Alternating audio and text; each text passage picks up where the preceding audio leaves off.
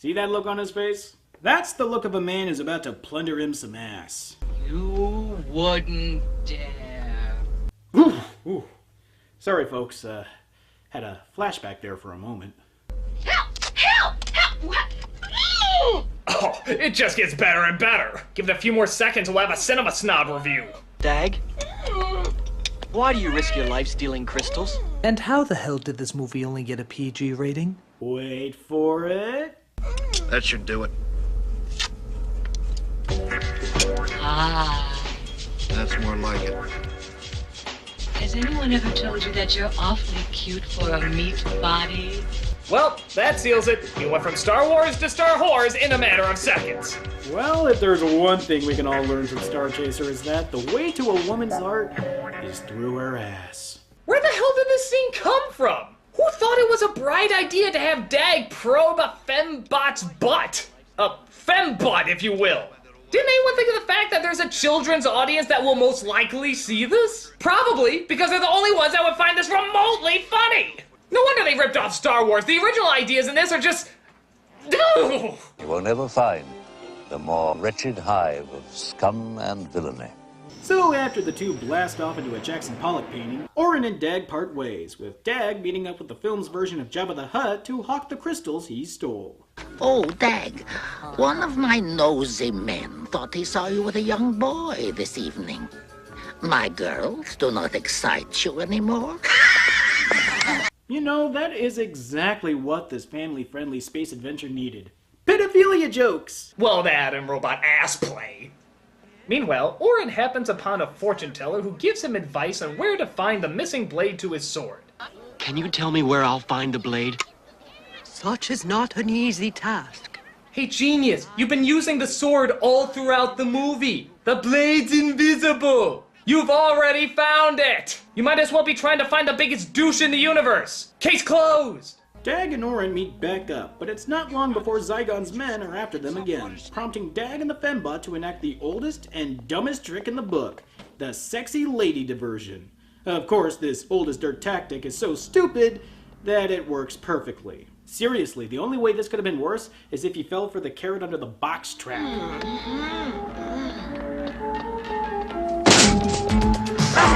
Wait a minute, how the hell did that second guy get knocked out? Nothing touches him!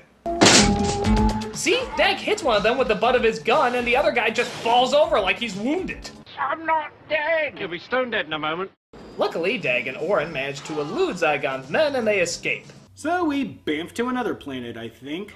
Could be the same planet with the mine world, or the same planet as that desert town. Establishing shot? What's that? But in any case, Zygon's men manage to catch up with Dag and Orin and shoot their ship down. Zygon's men take Dag's unconscious body in, but are unable to find Orin, who has been flung from the ship during the crash and landed torso first in a tree. Oh good, does this mean he suffered catastrophic injury and died? Roll the credits!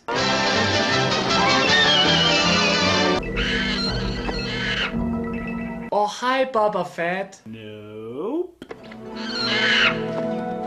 Oh hi, Princess Leia.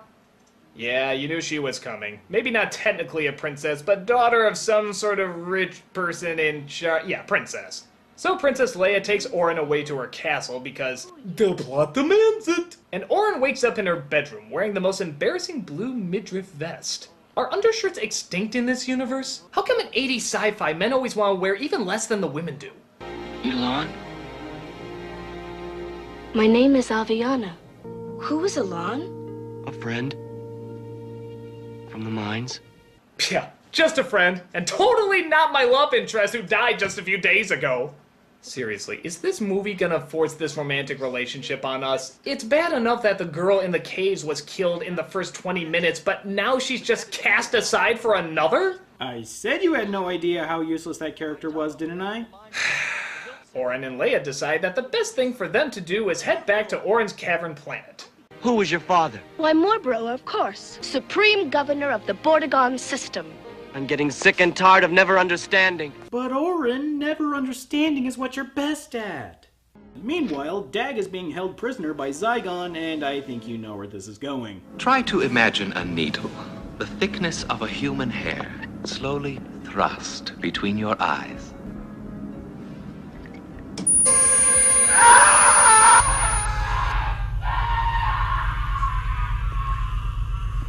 So it's been discovered that Orin's blade has been passed down from person to person, destroying the rule of tyrants for hundreds of years.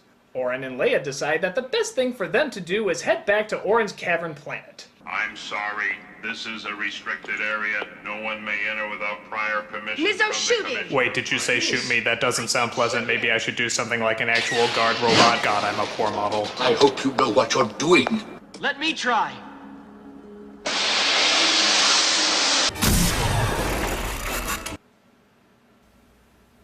Nah, that's a coincidence. But of course, breaking into Zygon's lair haphazardly has its disadvantages, like being immediately captured. A robot? No, not just a robot. I am the robot. I have been putting the pieces back together for over 1,000 years. He's more machine, than man. So Orin is thrown into jail next to Dag. With the blade in Zygon's possession, nothing can stop him from taking over and enslaving the humans. In fact, this blade is so important that Zygon just leaves it out in the open on a console board. How much you want to bet that's gonna bite him in the ass?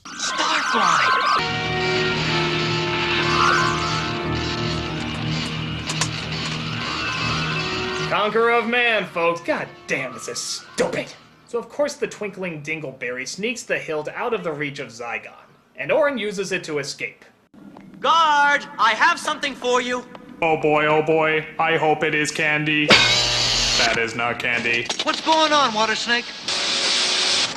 Come on! So Orin and Dag manage to sneak aboard one of Zygon's ships as they leave to destroy humanity's space fleet, I guess. Yeah, we're supposed to care about some fleet we've never even seen in this movie? Oh, and I mean literally never see. We never see a single spaceship of theirs, or even the planet which they're protecting. My god, I'm so invested! Luckily, the Fembot managed to fix the ship and rejoins Orin and Dag as they manage to overtake control of the flagship leading the attack. And with a simple push of a button, detonates all the missiles in the entire fleet, effectively destroying every ship. Christ, if a single button push could do that, I'd hate to see what would happen if a guy accidentally spilled his coffee on the control boards. Orin and the gang managed to break back into Zygon space for, what, the third time now? But Zygon manages to ensnare Orin's ship in a tractor beam, leaving the Fembot and Dag's ship to make the save and take their place in the beam. I'm not sure that's how tractor beams work, but if the filmmakers don't care, then why the fuck should I? Ouch! Good suggestion! The flagship decimates all of the base's defenses, leaving Orin to face Zygon one-on-one. But it looks like Leia decides to go after Orin anyways after seeing Zygon pursue after him, and gets her ass captured as the two were fighting like a complete dumbass. Give me the hilt, Naka, or she will die like the other.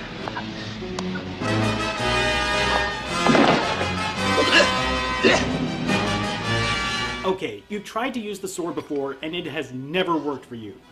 Why the fuck do you think it'll work for you now? It seems all hope is lost, but Navi shows up again and tells Orin that he never needed the sword in the first place. You do not need the hilt, Orin. There never was a blade. I found it in that crackerjack box. Why the fuck didn't he just tell him this way back at the beginning? The same reason the good witch didn't tell Dorothy about the shoes sending her back home. Some people are dicks. With his newfound power, Orin cleaves through Zygon and leads his people to revolt against the slave masters. But with the entire mind world collapsing from the explosions above, Orin thinks fast and bullshitty by, get this, throwing the sword at the ceiling, which magically clears the way for the rest of the people to safely evacuate. And if that wasn't enough, Orin even cures the little bastard from before of his blindness, because why the fuck not? I can see again. I can see! I can see! I can finally see that you're not wearing a shirt, and that kind of creeps me out. We finally end this turn with Space Jesus here being offered by the old guy from way at the beginning to join him in being glowy and shit, but he turns him down in favor of getting some tail. Not yet. I'd like to stretch my legs for a few decades. The choice is yours.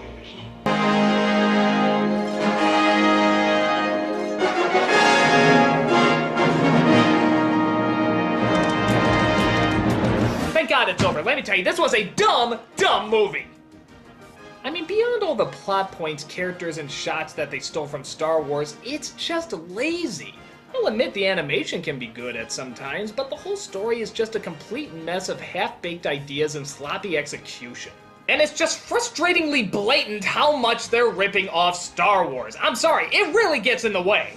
But I did it. I stood up to your movie and I got through it. What do you think of them apples, bitch? I'll admit, you fared better than I expected. Can't wait to see how you'll respond with my next offering. Next offering?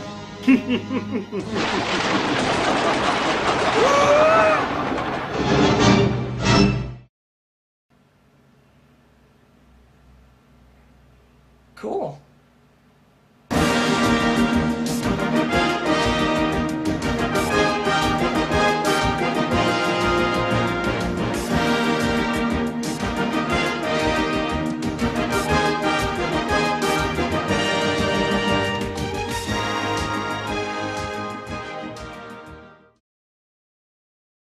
Kaka has returned.